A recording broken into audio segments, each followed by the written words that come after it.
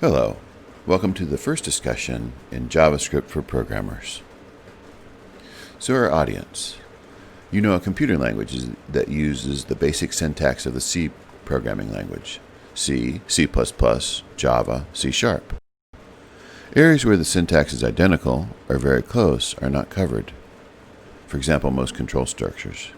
We're not going to explicitly cover the if statement and a while loop in this class. We'll see them in examples, but we're not going to explicitly cover them because it's functionally identical in all of these languages. We're going to focus on where the language requires you to think differently. For example, Boolean expressions used by control structures. That's where JavaScript is subtly different from the other members of its language family. So about JavaScript. Brendan Eich created JavaScript at Netscape, and it was first released in about 1996.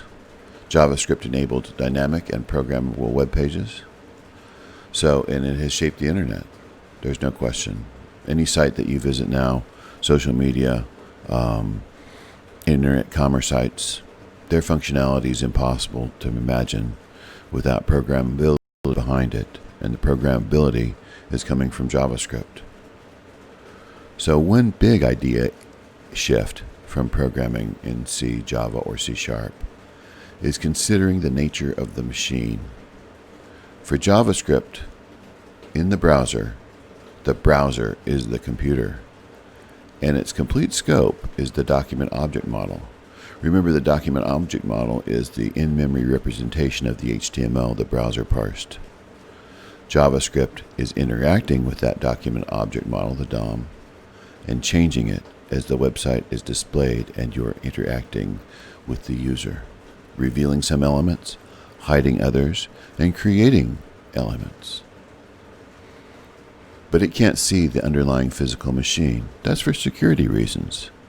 The browser blocks JavaScript from seeing anything other essentially than the DOM and a few pieces of information that are about the native machine.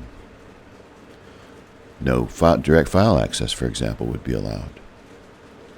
So JavaScript is a sophisticated language that is really very different in philosophy from C, Java, and C# that it resembles.